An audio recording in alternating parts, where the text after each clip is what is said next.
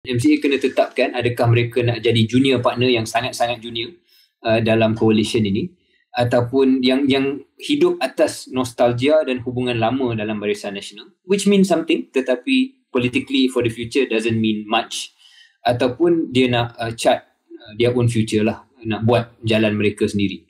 Jadi mungkin kalau kita bercakap sebagai penganalisa, mungkin ini bunga-bunga awal KJ untuk berikan bayangan they want an excuse to leave.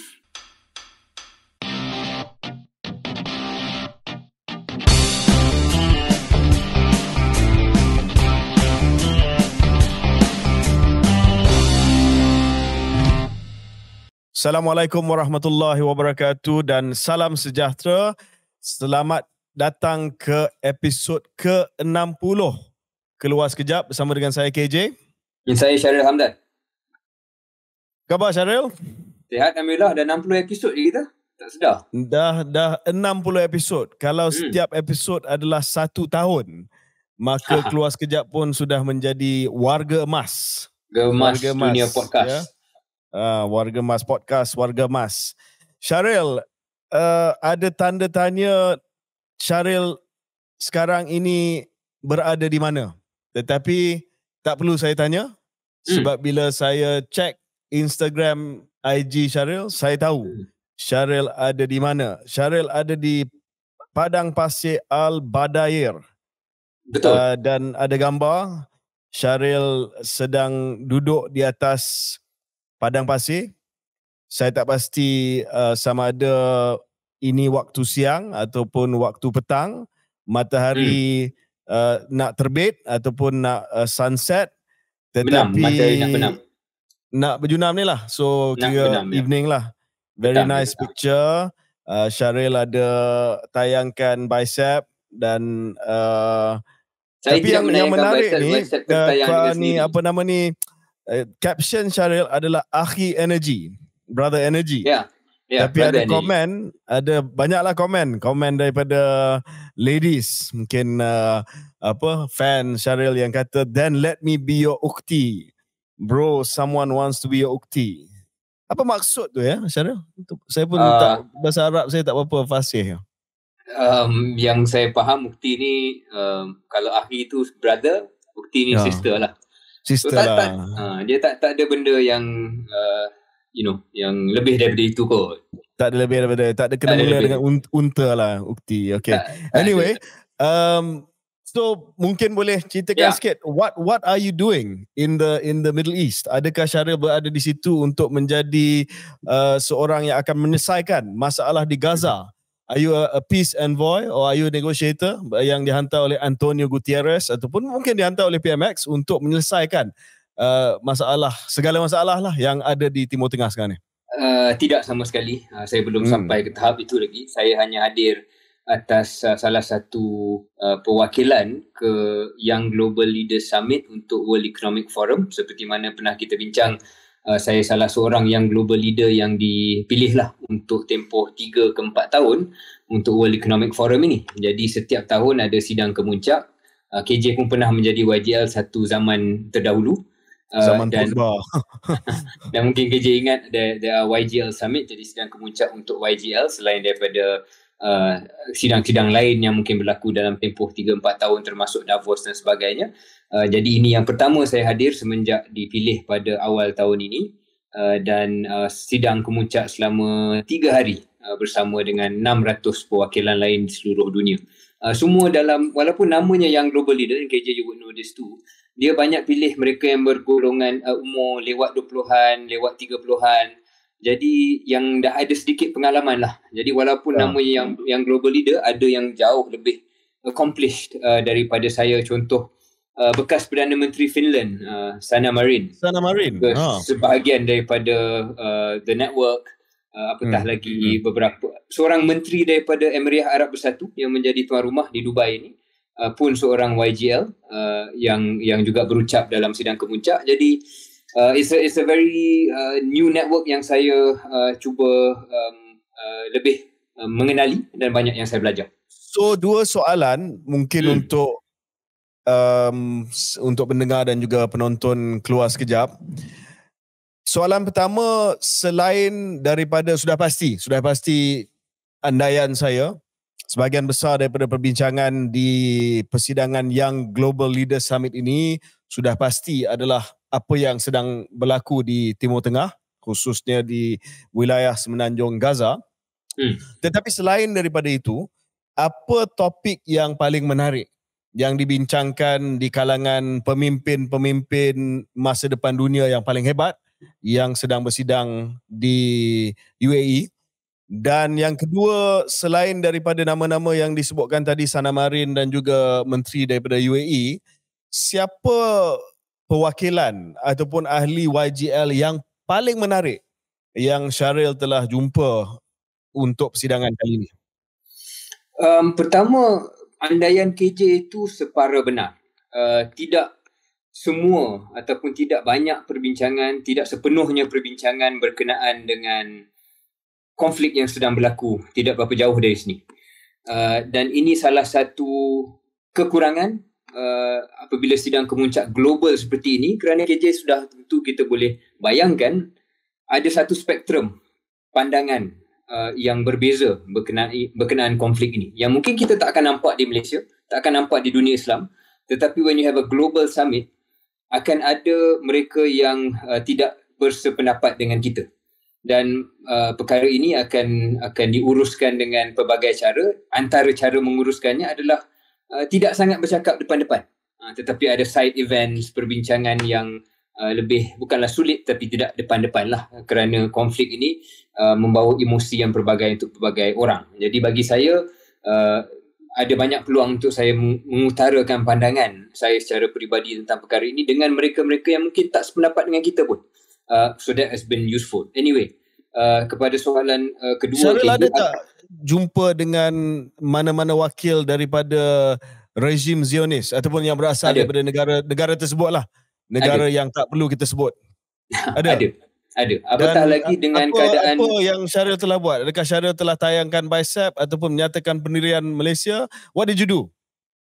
Tidak tayang bicep, tetapi banyak I engage dan mengutarakan pandangan Malaysia dan juga pandangan peribadi yang sudah tentu ada kehangatan tertentu dalam perbincangan itu, tetapi dia dapat terima pandangan kita ataupun dapat faham kenapa kita fikir begitu. Dan dia juga ada pandangan yang saya tak boleh setuju, dan dialog itu berlaku dalam keadaan yang separa hangat tetapi boleh diuruskan dan berlakulah. Dia tu level apa yang wakil daripada negara Tel Aviv ni? Dia bukan wakil kerajaan, jadi dia seorang yang berada dalam sektor swasta. Di negara tersebut. Jadi ada. Dan tapi saya tidak keseorangan KJ, kerana ada ramai yang datang daripada negara Mesir, yang datang daripada negara-negara Timur Tengah, dan juga yang bukan Islam, yang lebih mirip pada pandangan kita, yang lebih simpatik kepada isu Palestin dan juga kepentingan Palestin. Syahril, sebelum kita pergi kepada soalan kedua, siapa yang paling menarik yang Syahril jumpa di sana, adakah Syahril rasa berada di UAE, bincang dengan pemimpin-pemimpin muda peringkat dunia ni, adakah Syahril rasa the tide of the narrative is turning? Sebab daripada pandangan saya lah, saya nampak macam narrative pro-Palestine ni sudah menjadi dominant narrative kali ni. Dan ada di kalangan dunia barat dan sudah pasti rejim Tel Aviv yang sudah risau sebab di kalangan orang biasa, di kalangan naratif massa ni sudah mula memihak kepada Palestin, terutamanya melalui media sosial. Saya dapat merasakan ada trend tersebut dalam sidang kemuncak itu sendiri. Sudah tentu banyak yang hendak dipercakapkan bagaimana mengutamakan keamanan. Jadi ramai yang setuju, tak kisah dia pro mana-mana pun. Ramai juga yang setuju perlu ada gencatan senjata, perlu ada ceasefire. Dan semua ni benda common ground lah, mencari titik persamaan antara mereka yang belah A dan belah B. Dan semua nampaknya lebih ramai yang boleh setuju tentang gencatan senjata. Tetapi balik pada soalan KJ, ada sedikit kesedaran bahawa kali ini mungkin different sikit, lain. dan naratif yang lazimnya lebih pro kepada barat dan yang kita faham itu tidak sebegitu mudah untuk diletakkan. Mungkin ada juga kena mengena dengan lokasi sidang kemuncak, iaitu di Timur Tengah dan di negara Emirat Arab Bersatu. Walaupun Emirat Arab Bersatu sudah pun ada hubungan diplomasi dengan Israel dan antara negara Arab yang lebih mesra pada Israel, tetapi still part of the Middle East, still an Islamic country. Dan kehadiran lebih ramai perwakilan daripada tempat ini, lokasi ini, geografi ini mungkin membantu ke arah itu. Kalau kita sedang mengadakan YGL ni mungkin di New York, mungkin saya tak boleh cakap beginilah. Jadi kita kena tengok bagaimana trend ini berlaku. Tapi tak boleh lah pergi New York takut pula nak cakap. You kena cakap di mana saja berada, kena cakap. Maksud saya mungkin kalau di New York saya takkan cakap bahawa I understand that. Maksud saya kalau kita pergi New York mungkin trend itu tidak sebegitu jelas seperti mana yang saya sebut kali ini. Tapi yang saya suka adalah ada kesungguhan untuk berdialog dan ada kesungguhan untuk mengutamakan keamanan, walaupun itu mungkin hanya retorik bagi sebahagian. Soalan kedua tadi, siapa yang paling menarik? Siapa yang paling menarik? Saya sempat mendengar, tak dapat porak sangat panjang, dengan Felix Maradiaga, iaitu bekas calon presiden di Nicaragua yang dipenjarakan. Yang dipenjarakan dan beliau dah keluar, dan itu salah seorang yang berkongsilah kisah beliau dan cerita beliau. Jadi that's one name that stands out. Banyak lagi profil-profil dan personality lain yang saya harap dapat lebih saya kenali dalam bulan-bulan yang mendatang. KJ juga tanya tadi tentang apa topik lain, AI. So kecerdasan buatan dan that was big, was it? It was big. So a lot of topics on AI, termasuk regulation, bagaimana kita nak kawal selia, bagaimana dunia nak kawal selia, dan juga potensi-potensi positif yang datang dari AI. Adakah feeling di peringkat persidangan dunia ni lebih kepada satu sistem kawal selia yang lebih ketat ataupun sistem kawal selia yang lebih light touch? Tak adalah banyak sangat guardrail dan sebagainya. Sebahagian besar bukan majoriti yang terlalu dominan, tapi majoritinya adalah yang datang kat sini adalah tech founders, mereka yang dalam sektor swasta. Jadi dia tak suka lah yang terlalu banyak ketat dia sangat. Dia lebih suka untuk dibebaskan kuasa inovasi, tetapi mereka pun menyedari bahawa kecerdasan buatan ni kalau tidak dikawal selia boleh membawa kemudaratan yang agak besar. Jadi dia lebih kepada apakah prinsip-prinsip yang kita nak gunakan untuk kawal selia. Is it an effects-based approach? Kita lihat apa kesannya. Ataupun is it a transparency-based approach? Maknanya pastikan semua government boleh, kerajaan dan pemerintah boleh lihat apa yang sedang berlaku di belakang LLM tu, large language model itu. Ataupun adakah prinsip-prinsip lain diguna pakai. Semua ini belum lagi dimuktamadkan seperti mana KJ tahu dalam global government, whatever that means now. I don't think there is a consensus lagi. Saya rasa kerisauan selain daripada kerisauan eksistensial yang mungkin kita dah bincang buat masa ni tak adalah serius sangat. Kerisauan dia dua. Yang pertamanya kerisauan ketidakadilan, di mana algoritma itu boleh melakukan ketidakadilan berdasarkan kepada kiraan dia akan bagi discriminate ataupun dia akan bagi lebih kepada orang-orang tertentu berdasarkan kepada input kepada algoritma tersebut. Dan yang kedua sudah pasti adalah privacy. Sama ada AI ni boleh digunakan untuk menyalahguna privacy rakyat. Seperti mana dah memang berlaku sekarang. Dan yang ketiga fake news lah. Fake news. Yes. Ketiganya fake news, misinformation, dan bagaimana ia boleh membawa kepada kemudaratan. And in the spirit of private sector led yang menjadi tema di sini sudah tentu, ada yang bercakap tentang bagaimana kita nak berikan kuasa kepada individu macam kita. Kalau kita nak bagi data privacy tu ataupun nak kongsi data tu, bagaimana kita nak monetize. Jadi salah satu caranya bukanlah kawal selia, tapi give the power back to the individual lah. So kalau you nak pakai saya punya data untuk buat AI, to get the large language model using my data, pay me. So itu salah satu yang dibincangkan juga. That's interesting model. Mungkin kita boleh bincang dengan lebih lanjut dalam episod-episod yang mendatang. Satu lagi soalan sebelum kita pergi kepada isu lain. Syahril sekarang ni ada di Dubai ataupun Abu Dhabi? Saya di Dubai. Dubai, okey. Saya di Dubai. Syahril ada pergi tengok perlawanan UFC? Pertandingan UFC tak? Tak, tapi saya nampak video selepas tu. Saya tak sempat tengok. Oh, okey. Sebab live, ya. Macam Syahril minat cricket, saya minat MMA, Mixed Martial Arts. Dan salah satu keputusan besar yang berlangsung pada UFC hari Sabtu adalah kemenangan Islam Makhachev yang telah menewaskan Alexander Volkanovski. Ya, dan dia dengan jelas hampir semualah, bukan hampir semua tapi ramai pemenang-pemenang yang diinterview bangkitkan soal Palestin dan juga usaha untuk mendapat keamanan dan kedamaian di situ. Cakap pasal kedamaian ni Syahril, saya nak update sikit sebab Syahril sedang berada di perantauan. Di Malaysia semakin banyak demonstrasi dan juga rally, rapat-rapat umum yang sudah pasti menyokong Palestin lah. Ya. Saya tak pasti Syahril sedar ataupun tidak, saya telah menghadiri sebuah perhimpunan aman selepas solat Jumaat yang lepas. Perarakan daripada masjid ataupun surau di Tabung Haji di Jalan Tun Razak sampai ke Kedutaan Amerika Syarikat yang dianjurkan oleh beberapa NGO. Dan mungkin menarik, Syahril telah melihat, saya telah berkongsi, bukan pentas tetapi berkongsi sidewalk dengan yang amat bahagia Tun Dr. Mahathir dan juga saudara Datuk Seri Mukris, menandakan bahawa dalam hal ini of course tidak ada apa-apa perkiraan politik dan sebagainya. Kita bergerak senada dan seiring untuk menyatakan bantahan terhadap Israel dan juga tindakan daripada rezim Zionis Tel Aviv ini terhadap rakyat dan juga bumi Palestin. Juga berlaku satu perhimpunan di Dataran Merdeka pada hari Sabtu ke Ahad? Sabtu. Pada last weekend lah.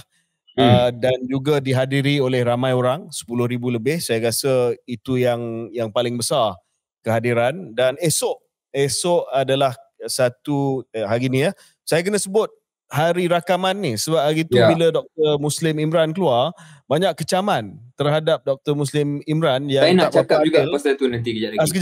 Sekejap. Sebab orang tak tahu yang dia cakap tu sebelum PMX telah mengadakan perbincangan telefon dengan Ismail Haniah, Ketua Biro Politik kepada Hamas. But anyway, saya nak sebut bahawa hari ini rakaman 23 hari bulan Oktober, 23 hari bulan Oktober, hari Isnin. Maksudnya esok 24 hari bulan, Bobby, esok 24 hari bulan Oktober, hari Selasa malam di Axiata Arena, di Axiata Stadium tertutup Bukit Jalil, nama komersialnya adalah Axiata Arena.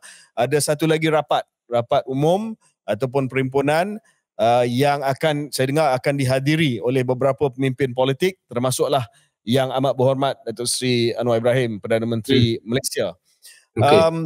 Sebelum kita pergi kepada cerita Dr. Muslim Imran tadi, Syahril, saya nak cakap bahawa secara prinsipnya kita sokong, kita setuju. Buat banyak demonstrasi, buat banyak perhimpunan aman, saya rasa terbaik. Itu cara terbaik dan tak perlu kita compete, kita bersaing, kita berlumba-lumba nak take credit dan sebagainya. Cuma malangnya berlaku sedikit kontroversi pada beberapa hari yang lepas, perhimpunan di Dataran Merdeka.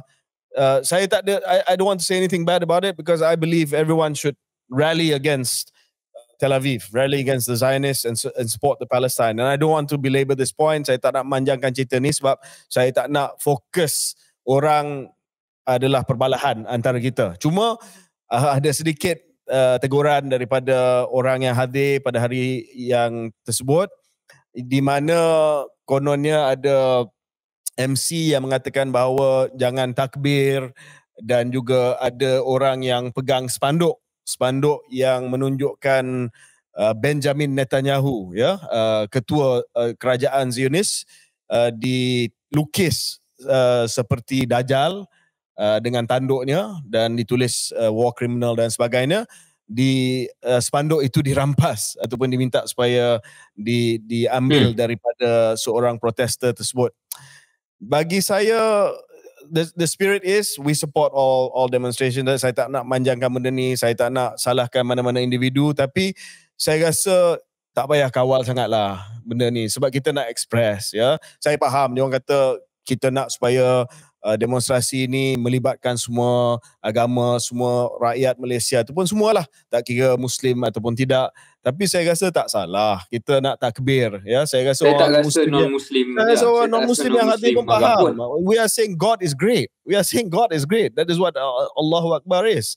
Dan yang kedua nak rampas spanduk ni semua, saya rasa and then panggil orang yang yang pegang spanduk itu jangan kita berperangai macam Zionis dan sebagainya. I think that's not right. Individu yang tak perlu kita namakan itu pun memang ada track record sedikit bercakap benda yang bagi saya tak berapa betul lah. In previous times kan. Jadi tak apa, kita tak nak panjangkan pasal orang itu. Tapi saya nak echo apa yang KJ kata soal takbir. Dan kita tak boleh, bukan hanya saya fikir non-Muslim di Malaysia tak ada masalah. Walaupun ini adalah hal kemanusiaan dan bukan 100% hal keagamaan, tapi ada dimensi agama di sini. Ada dimensi agama di sini kerana majoriti besar mangsa Palestin selama puluhan tahun adalah orang Islam. Dan there's a religious dimension to this. Like, it's not 100% religious, but neither is it non-religious at all. Jadi nak takbir, saya rasa tak ada masalah lah dan tak perlu dikekang. Dan saya yakin besok di Axiata Arena tidak akan ada isu ni berbangkit semula, insyaAllah. Saya rasa penganjur dah melihat apa yang telah berlaku pada penganjuran Perhimpunan di Dataran Merdeka. Saya harap pada perhimpunan malam esok yang dihadiri oleh Perdana Menteri tak adalah sekatan macam ni, nak bawa spanduk apa pun yang nak serang Tel Aviv dan juga Zionis, sokong Palestin, takbir dan sebagainya. Saya rasa biarlah, sebab kita dan nak di negara barat pun bila kita lihat video-video rapat umum mereka lagi teruk, lagi teruk pun.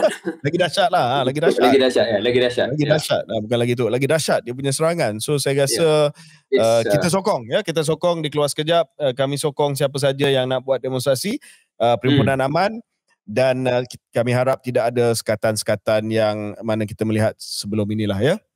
Okey, Syaril, ada apa-apa lagi? Tak, saya rasa tadi kita sentuh pasal kita sentuh sebagai Dr. Muslim. KJ, kita berdua buat Keluar Sekejap ni antara sebabnya selain daripada circumstances kita, saya rasa kita kedua-dua tak suka pada ketaksuban yang melampau lah, ataupun apa-apa ketaksuban. Terutamanya kalau ketaksuban itu pergi pada individu. Sama ada individu itu namanya Tun Mahathir, ataupun Datuk Seri Najib Razak, ataupun Khairi Jamaluddin, ataupun Datuk Seri Anwar Ibrahim. Dan saya fikir ketaksuban terhadap individu ini merupakan satu kelemahan dan kekurangan politik di Malaysia. Dan ada kalanya ketaksuban ini membawa kepada kata-kata yang tak manis terhadap orang lain yang tak wajar kena kata-kata itu. Dalam konteks ini Dr. Muslim Imran, semata-mata beliau mengatakan Malaysia ada dalam kedudukan yang Malaysia boleh buat lebih. Dan dia minta PMX kalau boleh lebih ke depan pada waktu itu, macam KJ katakan, dia rekod sebelum tindakan BMX yang kita tahu selepas itu. Tindakan BMX yang kita tahu selepas itu. Jadi bagi saya, bila saya lihat komen-komen yang tidak manis, dan lebih dari tidak manis, betul-betul menyengatlah kepada seorang individu yang kita setuju ke tak setuju, tapi dia mewakili satu bangsa Palestin yang telah ditindas begitu lama.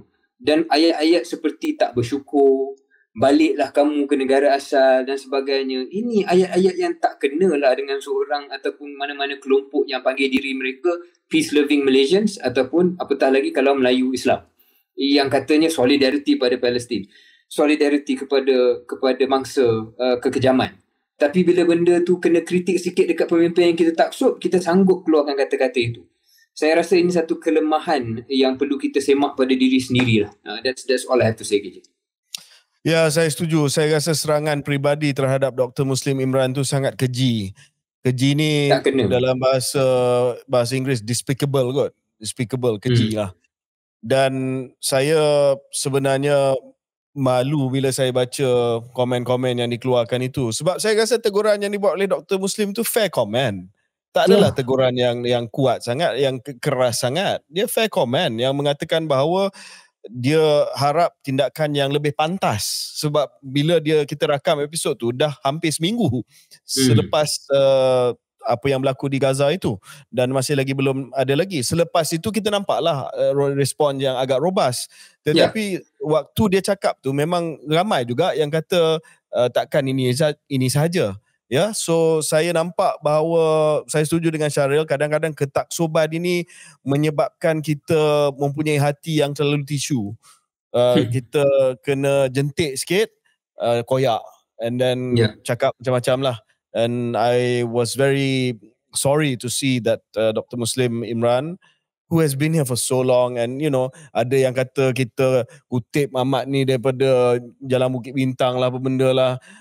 Dan tiba-tiba keluar gambar Ismail Haniah di Kuala Lumpur jumpa dengan Anwar Ibrahim waktu Datuk Seri Anwar ketua pembangkang. Tengah-tengah dua tu adalah Dr. Muslim Imran yang act as a translator. So I felt it was uncalled for, dan anyway, inilah perangai orang-orang tertentu. Ya. Okey, kita akan break seketika dan kembali selepas ini.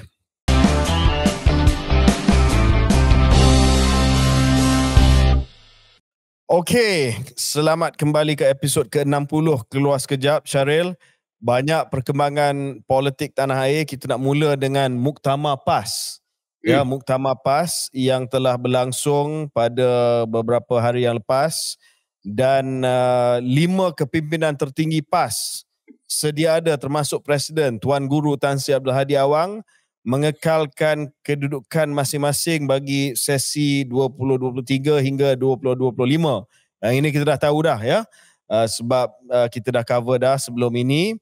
Dan Timbalan Presiden Datuk Seri Tuan Ibrahim pun kekal, Naib-Naib Presiden Ustaz Idris Ahmad, Datuk Muhammad Amar dan juga Datuk Seri Ahmad Samsuri kekal. Berita yang besar adalah Menteri Besar Kedah, sahabat Keluar Sekejap, MVP yang pertama Datuk Seri Muhammad Sanusi Makno, mendapat undi tertinggi untuk dipilih sebagai sebahagian daripada ahli jawatan kuasa kerja. Itu mungkin dia punya MT lah, majlis tertinggi. Dan antara highlights daripada muktamar adalah kehadiran Tun Dr. Mahathir selaku penasihat kepada SG4, iaitu State Government 4, kerajaan-kerajaan negeri yang dipimpin ataupun ditadbir oleh PAS, Perlis, Kedah, Kelantan dan juga Terengganu. Dan juga beberapa kenyataan yang dikeluarkan khususnya oleh Yang Berhormat Datuk Taqiyuddin, kalau tak silap saya masih lagi Setiausaha Agong, yang mengatakan bahawa kerajaan perlu diambil alih apabila mendakwa PHBN gagal melaksanakan janji-janji kepada rakyat. Quote dalam pada itu, PAS dan PN perlu bekerja dengan lebih kuat, malah sentiasa bersedia untuk mengambil alih kerajaan persekutuan dalam tempoh terdekat. Okey, Syaril, apa yang kita tengok key take away pertama, dia dah nampak ya, selain daripada percakapan nak guling kerajaan, nak ambil alih kerajaan, dia dah nampak bahawa SG4 adalah platform yang terbaik. Sebab apa? Sebab dia nak tunjuk bahawa Perlis, Kedah, Kelantan, Terengganu boleh jadi platform, buktikan bahawa dia boleh tadbir negeri-negeri tersebut dengan baik, maka mereka deserve peluang untuk mentadbir negara pada pilihan raya yang akan datang. Jadi mungkin ramai yang dah fed up dengar dia nak ambil alih kerajaan melalui cara-cara yang tertentu, guling kerajaan yang sedia ada dan sebagainya. Just fokus kepada 4 negeri, show us what you can do, dan kalau you berjaya di negeri-negeri tersebut, maybe kita akan undi dalam pilihan raya yang akan datang. Saya juga tengok bahawa ada usaha di kalangan mereka untuk cuba buat dialog dengan penduduk ataupun dengan rakyat bukan pengundi, bukan Islam. Namun disebut oleh Presiden PAS, kesannya tidak sampai pada majoriti mereka. So ada realization lah bahawa mereka ada masalah dengan non-Muslim ni. Dan selain daripada itu masih lagi target DAP seperti biasalah. Syaril, apa pandangan antara pendekatan untuk cuba rampas kerajaan hari ini ataupun fokus kepada SG4, tunjuk betul-betul yang boleh mentadbir 4 negeri itu dengan hebat dan dahsyat dan dapat kepercayaan pada pilihan raya akan datang? Isu saya KJ melihat daripada jauh pada kali ini ialah nampak ada naratif yang berbeza lah. Ada 2 naratif itu. salah satunya untuk kita katakan PAS fokus kepada performance prestasi di 4 negeri yang mereka kawal dan digunakan SG4 ni sebagai satu jenama. Tetapi pada masa yang sama masih lagi dalam ucapan mengatakan bahawa mereka bersedia dan akan ambil alih Putrajaya dengan masa terdekat. Itulah dia. Jadi it's mixed message ke je. Bila message kita berbeza dan juga kontra dan kedua-duanya tak boleh jual. Jadi saya rasa ada satu mungkin internal dilema ataupun persoalan yang masih perlu diselesaikan oleh Perikatan Nasional. Nak fokus naratif yang mana? Nak fokus kita akan mentadbir dengan baik untuk 3-4 tahun akan datang dan kita akan jadi pembangkang berkualiti dan undilah kami pada PRU16, ataupun sekarang ni negara teruk sangat dan kami akan ambil alih melalui langkah belakang yang tidak menggunakan pilihan raya.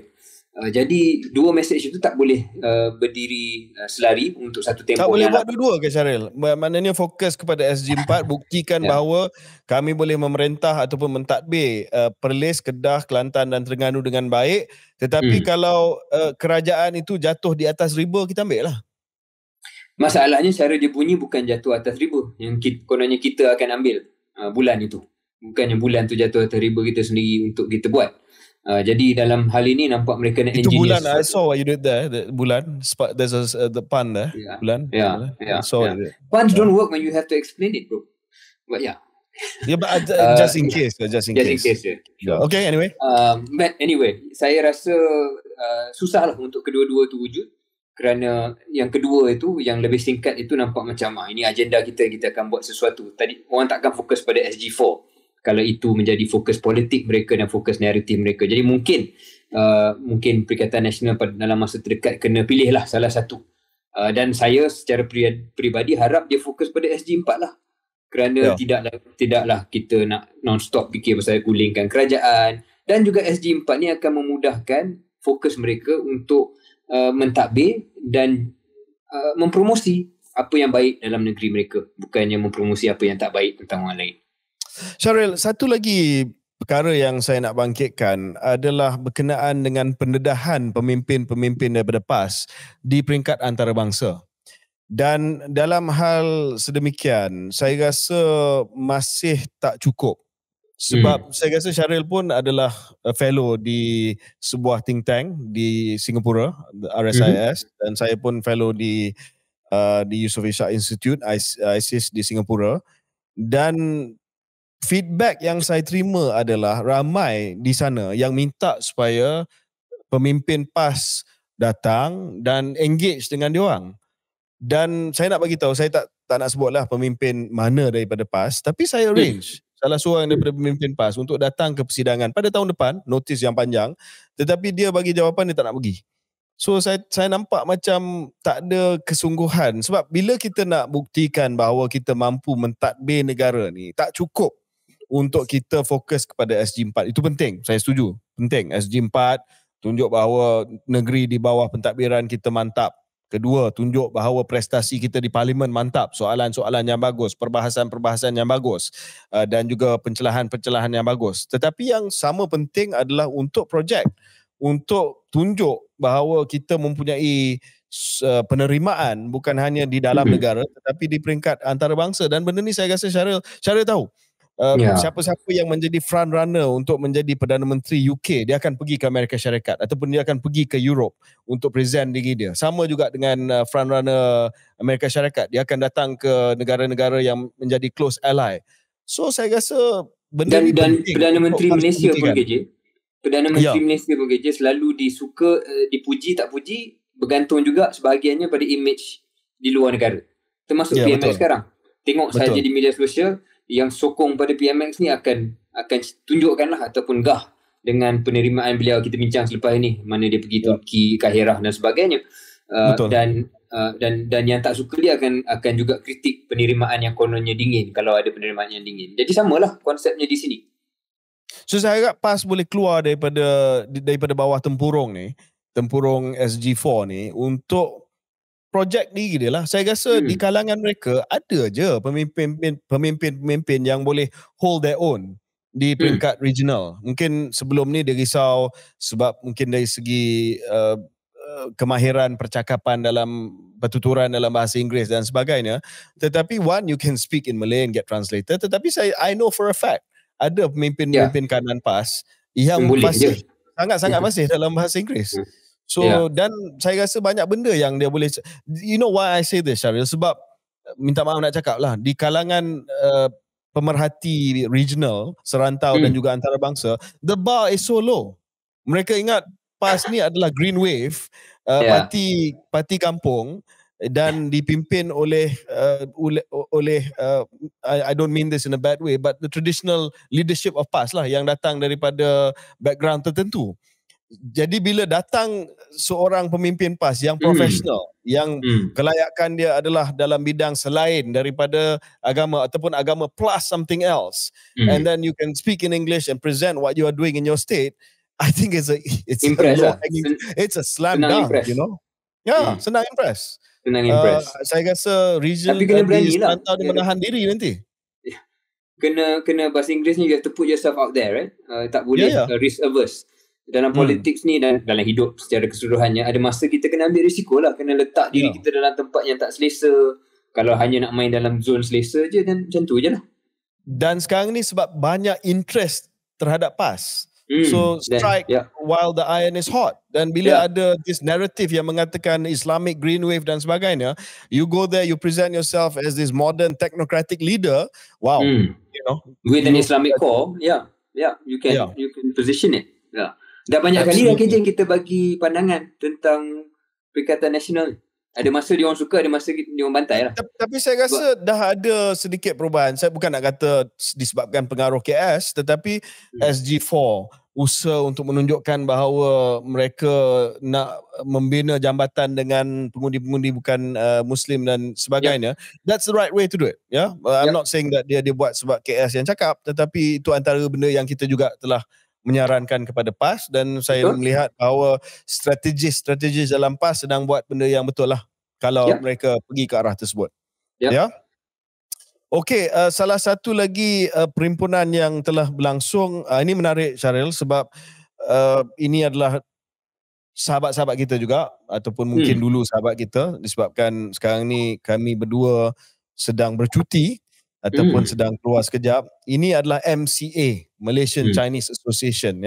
MCA telah pun mengadakan perhimpunan agung, dan dalam ucapan presidennya, Saudara Datuk Seri Wee Ka Siong, dia sebut, dan ini mungkin kenyataan yang paling penting, adalah MCA is prepared to chart its own path if any party in Barisan Nasional decides to officially form new ties and abandon its current allies in the coalition. Mungkin saya bagi background sikit kepada pendengar dan penonton. MCA ini adalah komponen parti penting dalam Barisan Nasional, sebab selama ni inilah yang parti yang akan cuba digunakan untuk, ataupun parti wadah untuk orang Cina, pengundi Cina. Tapi memandangkan sekarang ni MCA tinggal 2 kerusi saja, iaitu Air Hitam dan Tanjung Piai, Wee Ka Siong dan juga Jack Seng. Ada pandangan di kalangan orang-orang tertentu, khususnya UMNO, bahawa let's just dump MCA, sebab MCA bagi mereka lah buat masa ni tiada nilai tambah yang besar, sebab hanya dapat menyumbang 2 kursi saja, itu pun Air Hitam kursi majoriti Melayu, tak silap saya Tanjung Piai pun majoriti Melayu. MCA are not competitive in your Seputih, in your Puchong, in your Ceras of the world lah, yang didominasi oleh parti DAP, musuh ketat MCA. Dan sekarang ini nampak seolah-olah di kalangan sebahagian daripada pemimpin UMNO, mereka dilama cinta DAP, sebab nampak bahawa DAP ni, you know, they can deliver 40 plus for you, daripada mengharapkan MCA yang dapat mungkin bagi 1-2 kursi, itu pun atas ehsan pengundi-pengundi Melayu di kawasan-kawasan majoriti Melayu. Why not kita just formalize, ini bukan why not orang dalam UMNO lah kata, why not kita just formalize dengan DAP, kita lupakan sahaja MCA, sahabat kita sejak tahun 1955, dan kita pergi dengan parti yang boleh deliver kita 40 kursi. So kalau UMNO boleh dapat 50, DAP boleh bagi 40, then you almost cross the line already. Saya rasa naratif ini dan perbincangan ini dah wujud agak lama dalam UMNO. Bukan sangat untuk bersama dengan DAP, walaupun kita tahu ada sedikit sebelum-sebelum ini secara sulit. Tetapi soal hubungan dengan MCA ni lah, apa nilai tambah MCA ni, satu persoalan yang sudah lama dibangkitkan.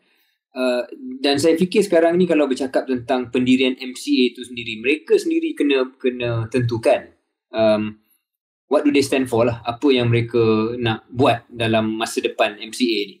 Jika berada dalam Barisan Nasional dalam dilayan sebegitu rupa, sekarang ini pun walaupun tidak ada formal break, tetapi jelas sekali bahawa hubungan bersama dengan DAP macam KJ kata di Lama Cinta lebih rapat lah sebab ada nilai tambah yang jelas, dan MCA tidak lagi dilihat sebagai rakan yang sama kualiti dari segi nilai tambah mereka. MCA kena decide. MCA tak boleh komplain apa yang UMNO buat sebab UMNO boleh buat apa yang UMNO nak buat, MCA boleh buat apa MCA nak buat. Dan MCA kena tetapkan adakah mereka nak jadi junior partner yang sangat-sangat junior dalam coalition ini, ataupun yang hidup atas nostalgia dan hubungan lama dalam Barisan Nasional, which means something tetapi politically for the future doesn't mean much, ataupun dia nak chart their own future lah, nak buat jalan mereka sendiri. Jadi mungkin kalau kita bercakap sebagai penganalisa, mungkin ini bunga-bunga awal KJ untuk berikan bayangan they want an excuse to leave. I don't know. Yeah, but Syaril, kalau Syaril berada di tempat MCA lah, what would you do? Because kita tengok pengundi Chinese voters lah, banyak kali saya sebut dan Syaril pun tahu pendirian dan juga ramalan saya, 90-95% akan bagi kepada DAP untuk pilihan raya akan datang, dan mungkin untuk 3, 4, 5 pilihan raya akan datang, sekiranya all things being equal lah, ceteris paribus. Dan MCA daripada dulu lagi, daripada zaman Barisan Nasional, Perikatan Barisan Nasional, MCA has always been seen to be the Chinese party of the moneyed class, of the corporate class lah. Dia dapat sokongan daripada tycoon, daripada pengundi-pengundi Cina yang mempunyai pengaruh dalam sektor ekonomi, manakala DAP lebih kepada sektor ataupun lebih kepada pengundi-pengundi working class, Chinese working class. That was normally how it was then.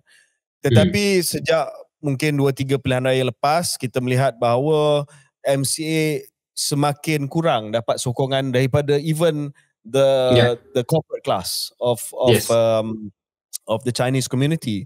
So jika Syaril berada di tempat Kasyong ataupun berada di tempat Mahan Sun, Chong Sin Mun, the leadership of MCA, what do you stand for now? Saya rasa I would try and focus on what is good in terms of policy daripada konteks sebuah parti yang boleh menjana idea-idea dasar. That's my starting point. Kerana but that's hardly a big vote winner. Saya rasa dia bermula dengan satu kesedaran bahawa this is a long road for MCA. It was always going to be a long road. Dan saya akan bermula dengan sesuatu yang saya rasa 2-3 perkara dasar yang saya nak perjuangkan. Katakan soal pendidikan Chinese susah nak menang sebab DAP pun main perkara yang sama. Tapi mungkin soal dasar lain tentang pendidikan global untuk kaum Cina di Malaysia, rakyat Malaysia yang berbangsa Cina, yang mana mungkin kefasihan mereka dalam bahasa Inggeris di kawasan-kawasan tertentu menjadi penghalang kepada kejayaan mereka, mungkinlah kalau ada argument tersebut. Dan Chinese education from a different angle, mungkin itu yang boleh kita. Dia menarik apa yang Syaril kata, sebab kalau kita tengok dilema Melayu PMX, dia tak boleh jadi lebih PAS daripada PAS, lebih 3R daripada PAS. Sama juga dengan MCA lah, dia tak boleh jadi lebih DAP daripada DAP. So dia tak boleh champion benda-benda yang masyarakat Cina biasa dengan DAP, contohnya pendidikan ataupun isu-isu yang berkaitan dengan ekonomi rakyat Cina, bukan the corporate class, tapi more the how, for instance, how DAP resists the GST, for instance. This is something that kita tahu adalah sesuatu yang rapat dengan working class Chinese. So saya nampak, saya setuju dengan Syaril, benda ni adalah satu long road, satu jalan yang agak jauh untuk MCA. Satu kelebihan yang ada pada MCA is that they have money, they have resources. Dia ada banyak sumber kewangan melalui syarikat-syarikat di bawah Warren dan sebagainya. So mungkin dia boleh dia ada daya tahan lah untuk take the long road. Tetapi saya tidak melihat dia ada bargaining power ataupun kuasa bargaining power yang besar dalam Barisan Nasional buat masa ni, dan dia kena buat keputusan sama ada macam Syaril kata dia nak jadi junior partner dalam Barisan Nasional dan terus melihat musuh tradisi mereka DAP dapat segala habuan, ataupun mereka just cut the umbilical cord dan dia pergi on their own. Ya. Yep. Okay.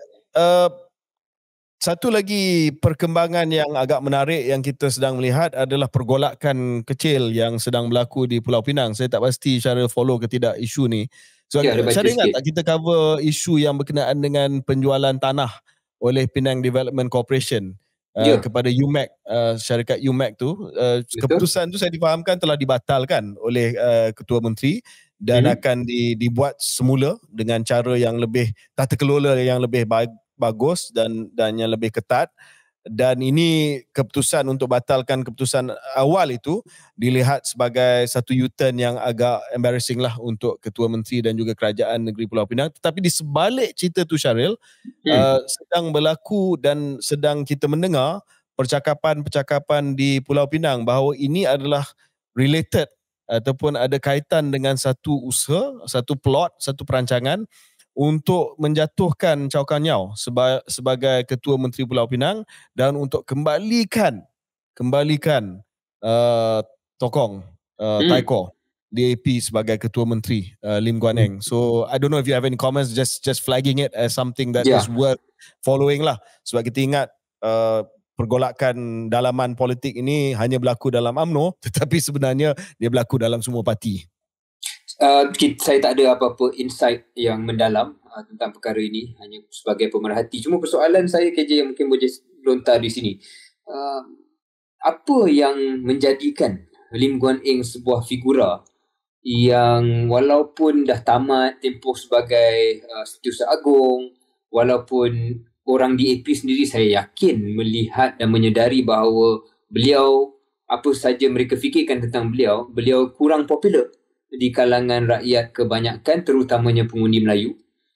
Jadi tidak boleh dikatakan sebuah aset besar untuk parti dalam konteks itulah, dalam konteks itu. Persoalan saya, how is this still so popular? How is this so strong? Saya rasa kalau tidak ada term limit, tidak ada satu peruntukan dalam DAP itu sendiri untuk menghadkan tempoh seorang Setiausaha Agong, dia masih lagi akan pegang jawatan Setiausaha Agong. Dia akan menang sebab ataupun dia boleh adjust untuk tak payah ada pemilihan. Boleh juga tidak ada pemilihan. Tapi boleh. Dia nak nampak bahawa dari segi dari segi official dia memang ada term limit, tetapi di sebaliknya dia masih lagi merupakan kuasa di belakang tabir. Sebab apa yang saya tahulah, sebab DAP ni hal dalamannya agak secretive. It is a very very closed dan dia tidak sangatlah tayangkan dia punya internal affairs seperti UMNO. Tapi saya difahamkan, apa yang saya tahu, Guan Eng masih lagi mempunyai cengkaman yang agak kuat, genggaman yang agak kuat terhadap apa yang sedang berlaku di dalam DAP.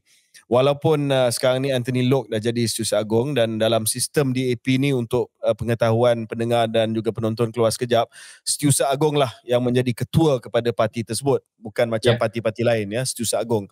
Dan sekarang ni Guan Eng adalah pengurusi tidak mempunyai kuasa seperti Setiausaha Agong. The boss is the Secretary General, Secretary General of the party. Tetapi from what I'm told, Syaril, from what I know, Guan Eng still has considerable influence dan Anthony Loke pun cuba balance lah antara. And why do you think that is? Do you have any insight, ada pandangan kenapa macam tu? Saya rasa pertamanya of course adalah bahawa selama 40-50 tahun parti ini juga sinonim dengan keluarga Lim. Kita tak boleh tolak hakikat tersebut, the sheer presence of Kit Siang and of course Guan Eng adalah anak kepada beliau. Dan cara kena ingat bahawa the respect yang penghormatan yang ahli-ahli DAP ada pada Kit Siang ni pada tahap yang sangat-sangat tinggi sebab mereka melihat dia menderita sepanjang 30-40 tahun to deliver DAP into government, dan you have to remember Kit Siang sendiri telah tidak mengambil jawatan dalam kerajaan, so dia orang panggil dia sebagai lauda, you know, the elder brother.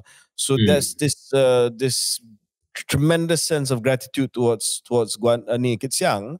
Dan Guan Eng, seperti mana yang saya faham, his personality is a force of nature lah. Dia take no prisoner. Dia memang seorang fighter, dan cara dia pegang DAP dulu betul-betul adalah cara untuk meletak orang dia di tempat-tempat dan juga di jawatan-jawatan tertentu. So macam siapa Macam siapa I mean who does that sound like? Who does that sound like? I thought it was I'm kidding. Okay, no comment. Okay, so dah selesai kita bincang PAS, MCA, DAP. Sedikit berkenaan dengan lawatan PMX, Syaril. Ini rentetan daripada perbincangan awal segmen pertama tadi berkenaan dengan isu Palestin. Perdana Menteri telah pergi, kalau tak silap saya, 3 tempat. Dia pergi Riyadh, di mana dia telah ada persidangan di Riyadh, dan juga bertemu dengan Prince Muhammad bin Salman, MBS, ada persidangan ASEAN GCC, ada beberapa perjumpaan Perdana Menteri. Saya nampak Perdana Menteri dia serampang 2 mata, bukan hanya lawatan untuk membincangkan isu politik ataupun isu apa yang sedang berlaku di Palestin, tetapi telah juga menggunakan peluang ini untuk berjumpa dengan pelabur-pelabur, jumpaan dengan Aramco di Riyadh, perjumpaan dengan PIF iaitu Sovereign Wealth Fund. What was Sovereign Wealth Fund in Malay again? The one that you concocted? Dana Berdaulat. Dana Berdaulat, Dana Wealth, Dana Kekayaan Berdaulat. Dana Kekayaan Berdaulat, PIF. PIF of course is an exciting sovereign wealth fund sekarang ni yang mempunyai AUM, asset under management, hampir 800 bilion US dollar. So mungkin ada sesuatu yang berita baik daripada lawatan tersebut. Dan selepas itu ke Turki berjumpa dengan Presiden Erdogan, Recep Tayyip Erdogan, dan as we speak he just had a meeting with Presiden Sisi di Kahirah. So any thoughts, Syaril? Sampai kita dapat butiran penuh, tak banyak yang kita boleh cakap selain daripada mengatakan ada rasa gembira, bangga melihat kali ini nampak pemimpin kita PMX dapatlah berjumpa dengan pemimpin-pemimpin utama.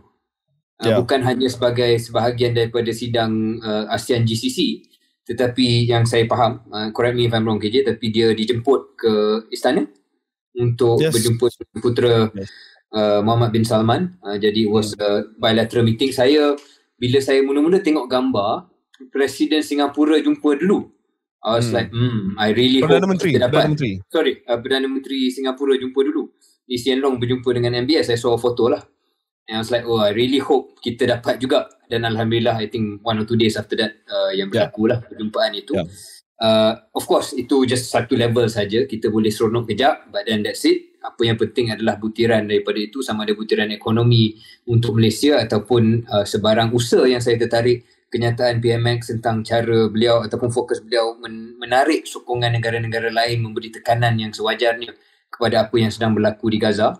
Jadi kalau kita boleh mainkan peranan, then that's a throwback to, ironically, almost Mahathir times, where Malaysia disegani dalam konteks ini, dalam konteks memimpin ataupun menjadi perunding, bukan perunding lah, menjadi pencetus kepada satu solidariti yang lebih utuh. Kalau itu dapat kita buat, itu 2 output yang sangat-sangat kita harapkan dan boleh kita banggakan. Speaking of 2 things, yang pertama, speaking of Tun Mahathir, just balik kepada Perhimpunan Aman pada hari Jumaat yang lepas, sebab saya berdiri sebelah dia waktu dia berucap. What is he now? 98? Dah 98 tahun? Yeah, he's my grandmother's age. And I must say, I mean the guy is sharp, man. Saya rasa dia slow down a bit. So ucapan dia lebih perlahan dan lebih slow daripada biasa. Tetapi dari segi logical coherence, maknanya ada argument, ada permulaan, ada pertengahan dan juga ada conclusion. It's all there. It's all there. I mean, he sort of forgotten who the name of the British Prime Minister, which most people have forgotten now, Rishi Sunak, and I had to say it was Rishi Sunak, but maybe he deliberately forgot. You know, Mahathir is capable of that. Apa nama dia? Kan? So I mean, he said Biden, lepas tu dia kata apa nama Perdana Menteri? Rishi Sunak. Dan dia buat tak tahu kan. But I must say, you know, just observation lah untuk pendengar kita that he's very much still cogent dan pemikirannya masih lagi tajam. Dan yang kedua, Syaril, saya dengar mungkin siri lawatan Perdana Menteri ini akan berterusan dah ke Timur Tengah. Saya difahamkan kalau tiada perubahan dalam jadual, PM ada perancangan untuk ke Amerika Syarikat dan kita akan menunggu sebab saya difahamkan ada beberapa meeting yang akan berlaku di Amerika Syarikat dan mungkin kalau ada usaha ataupun ada peluang untuk jumpa dengan Presiden Biden, kita tengok apakah positioning PMX nanti apabila beliau ke Amerika Syarikat. Okey, kita akan mungkin kalau saya boleh masuk kejap KJ. Kita suka melihat bila PMX boleh stand and deliver on the world stage. Tapi saya berbalik kepada apa yang kita selalu cakap dulu. Mungkin dia sebab itu salah satunya sebab dia perlukan seorang Menteri Kewangan dua lah, yang boleh fokus kepada isu domestik while he does these things. Sebab saya rasa antara cara kita melihat pentingnya seorang menteri yang boleh membantu hal-hal ini, termasuklah dalam lawatan luar ini, bila Datuk Seri Zamri dan juga Tengku Zafrul, saya lihat banyak peranan mereka dalam menyusun mesyuarat dan sebagainya. Samalah juga seorang mungkin dalam konteks ekonomi dan kewangan di Malaysia. Dan dalam konteks itu juga, selain daripada poin MK2 ni, mungkin kita lepas tadi KJ, keluar berita bahawa Menteri Ekonomi mengalami serangan jantung, kalau tak silap saya baca, dan kita mendoakan beliau dapat sembuh seperti sedia kala. Ya, saya telah message Rafizi beberapa hari yang lepas. Saya telah minta supaya beliau rehat betul-betul. He told me that he is resting dan dia kata dalam seminggu dua insyaAllah dia akan kembali pulih semula. But I know this was a private conversation, but I'm going to say this because he's a friend. Dan dia kata dia mengelak lah bila saya cakap benda ni. Please stop smoking, Raf. You know, I mean, stop. GEG begins with you. I think that's the tagline. Yeah. GEG for Raf, yeah. So KJ, saya nak, since you brought it up, sorry to make it about me again, but I stopped everything. KJ tahu dulu saya isap rokok, then saya beralih ke vape, then saya beralih ke Nicorette, and now I'm off everything. Alhamdulillah. So Alhamdulillah. Yeah, How do you feel? It's been good. Saya berhenti waktu bulan puasa, bulan Ramadan tempoh hari. Saya berhenti Nicorette completely.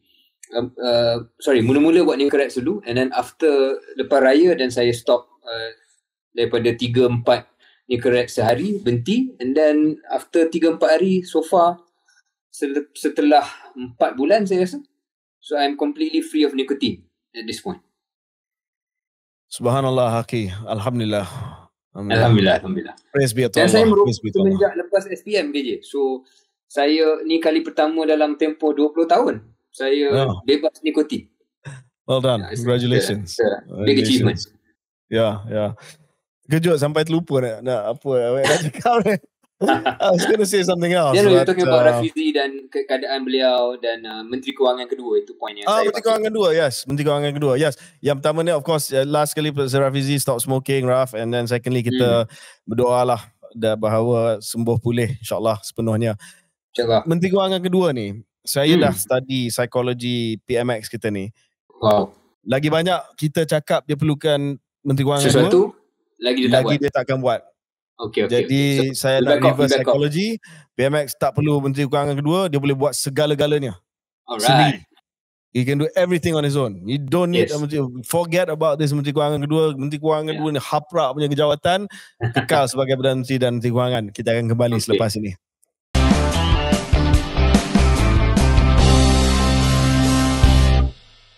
Selamat kembali ke episod 60. Episod 60 keluar sekejap.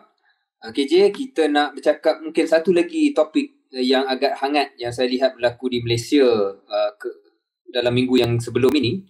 Isu My Airline. Saya tak pernah naik My Airline, tapi ada ahli keluarga saya yang pergi dan kata dia suka dengan harga yang murah yang My Airline tawarkan, terutamanya pada awal-awal operasi mana-mana syarikat baru, barangkali itu yang mereka buat dan dia seronok. Tapi rupanya di sebalik tabir harga yang murah adalah kedudukan kewangan yang lemah, menyebabkan pada 12 Oktober My Airline gantung operasi secara tiba-tiba dan ramai penumpang-penumpang yang telah bayar sebanyak 20 juta ringgit kalau saya ingat angkanya, terkandas dengan begitu sahaja.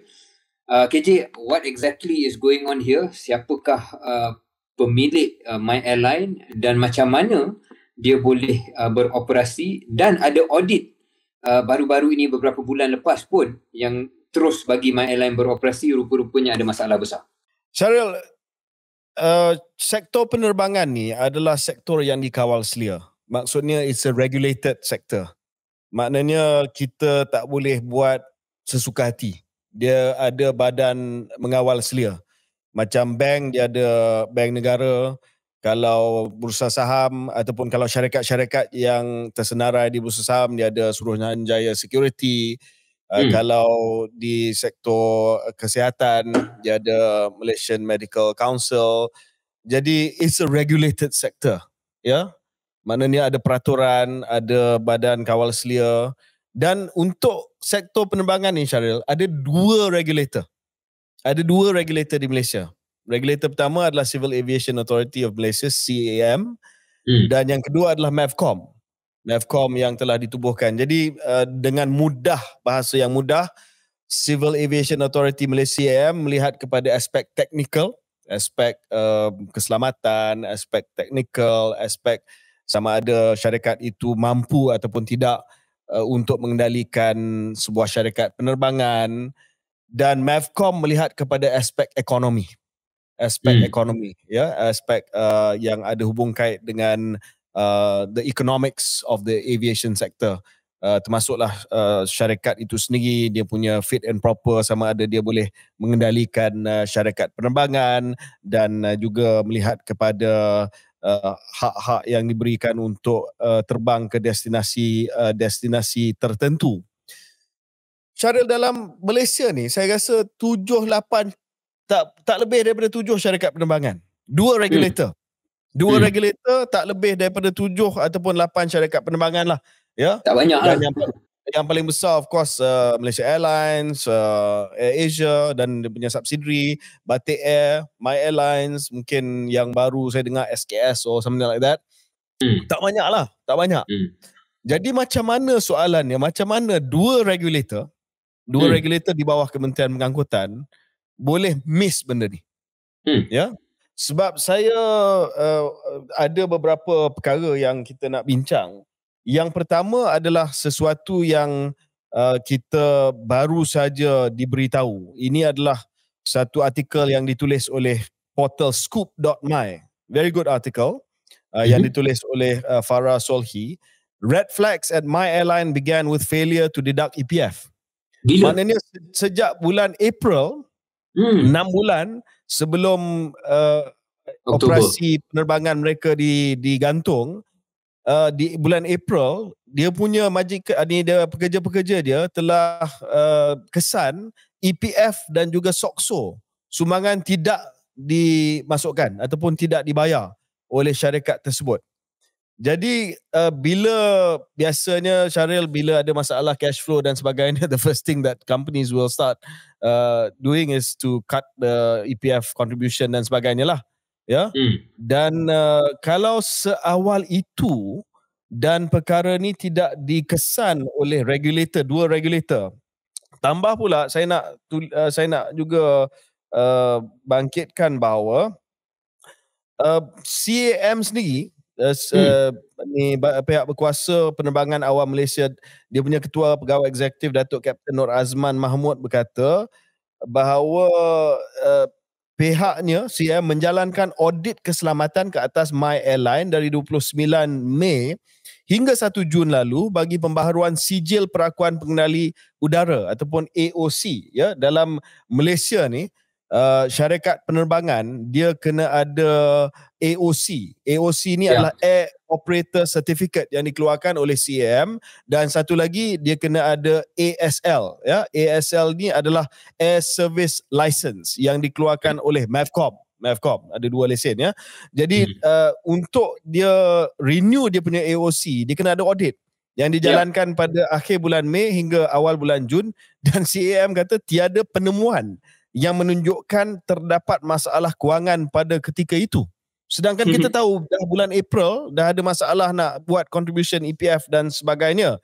Jadi yang pertamanya, there's some failure here, at least oversight daripada pihak regulator, 2 regulator yang melihat perkara ni. Yang kedua, Syaril, dia punya pemegang saham ni ataupun dia punya antara orang yang dikenali sebagai pemilik saham, mereka sebenarnya ada beberapa kes-kes yang sebelum ini dilihat sebagai agak agak suspek ya.